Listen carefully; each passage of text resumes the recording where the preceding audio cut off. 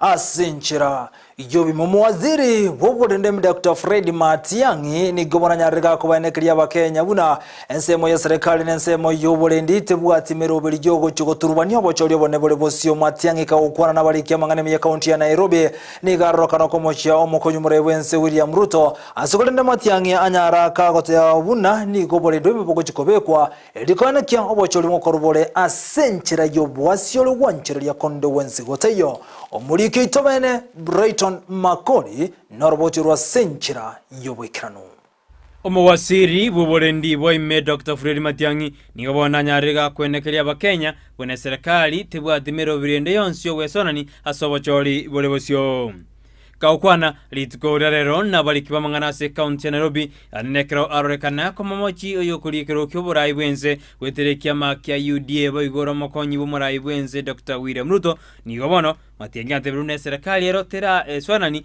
njirende yonse asobochori bolebosio. I would like you to note, and if you have not read the statement by the Deputy President, please go back and read it. Not a single shred of evidence is presented to back any of those allegations. They are just serious allegations and general statements made without any evidence. So, number one, as the government and its senior officials mobilize to campaign for any particular candidate, the answer is simply no. Matiang'I boigo ni gamenda gote abuna barabune serikali tibarate ibachibu wakereko morayonde bwensi okoriye kerogo ekenene. Number two, have we instructed national government administration officers to campaign for any particular candidate? The answer is no. Have we been meeting chiefs in secret meetings and planning against the UDA presidential candidate? The answer is no. Boigo ni ganyarira kumuboli Ruto koreta ebirori ili kwenda kibuna ngere kyamanyete mune serikali yesona ni yasobochori bolebosio. And if His Excellency the Deputy President has got evidence to that effect, he should provide it to the public, because that evidence would reside in the minutes of the National Security Council or in the agenda of the National Security Council, and then that communication will be translated in a memo by the head of the public service, who is a secretary to the council, which I have not seen. I am not aware of it. Have public servants been mobilized to campaign for any particular candidate?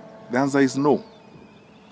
Because that information would be resident in a circular by the head of the public service. I have not seen one. Asengana yokonyora na bachibu nigo Matiang'I ateruna barabu bune serikali na ndensemo yoborendi nigo bakonyora na bachibu abu erikuriri amangana yoborendi asijinsemo awao ekeraba Kenya baende kwere no chasobochori obonene. I am not aware, and actually I can speak authoritatively, that my peers and I have not engaged in these kinds of things. Every time we have had meetings, we sit down with these wonderful people to review security deployment, to do, planning for the country, to ensure that, our people are being sorted out and are being managed well across the country. Asengwana yaye Matiang'I na nyaraka gosemia bakenya buna bati gotegerera mangana yobolimo elikorigereria mangana yechukura alebosio na kwene kibuno marembe ngora ligure karotoko so ase chikura echo. Kenyans need to know this.